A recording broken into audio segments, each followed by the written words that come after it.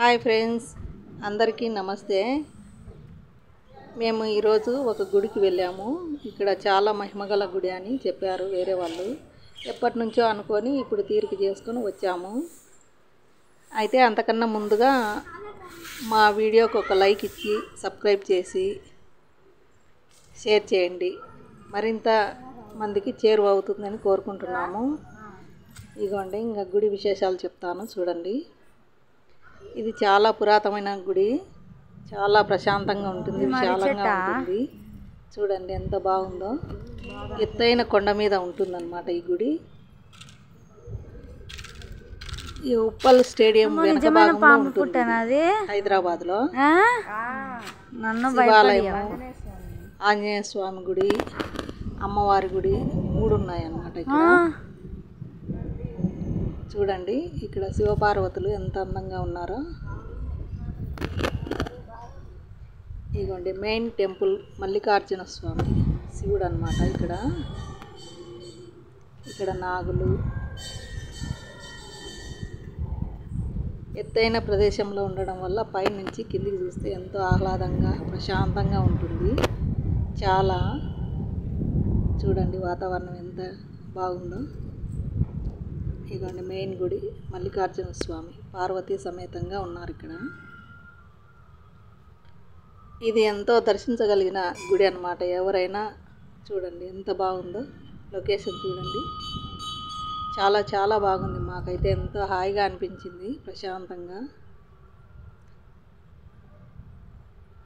విశాలమైన గుడి. మీరు కూడా ఎప్పుడైనా వెళ్ళి దర్శించండి. మీ అభిప్రాయాలు మీకు ఎలా అనిపించిందో కామెంట్ రూపంలో చెప్పండి.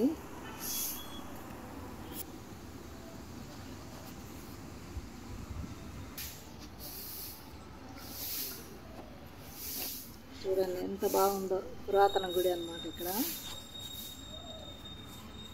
ఇక్కడ శివుడిని దర్శించుకొని మేము ఇటువైపు వచ్చాము. ఇక్కడేమో ఆంజనేయ స్వామి గుడి. తర్వాత ఇక్కడ వాటర్ ఫాల్ ఉందన్నమాట. ఇక్కడ కృష్ణుని పెట్టినారు. ఇక్కడ అమ్మవారి గుడి ఎదురికి కృష్ణుని పెట్టారు. ఇది అమ్మవారి గుడి. ముందరేమో నాగదేవతలు కూడా ఉన్నారు.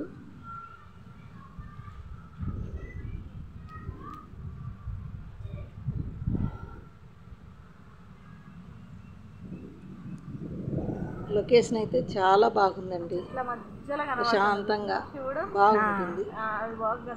ఎత్తైన కొండ మీద ఎంతో అందంగా ఈ గుడి కట్టించారు.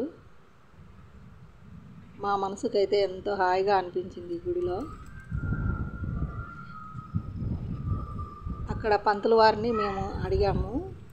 మనము గట్టిగా నమ్మకం పెట్టుకొని దేవుని మీద భారం వేసి కోరిక కోరుకుంటే తప్పకుండా నెరవేరుతుందమ్మా అని చెప్పారు. ఇదిగోండి అమ్మవారి గుడిలో ఎంతో అమ్మ ఏం కావాలి మీకు అన్నట్టు ప్రసన్నంగా ఉందన్నమాట అమ్మవారు. ఓకే ఫ్రెండ్స్, మీరు కూడా దర్శనం చేసుకోండి.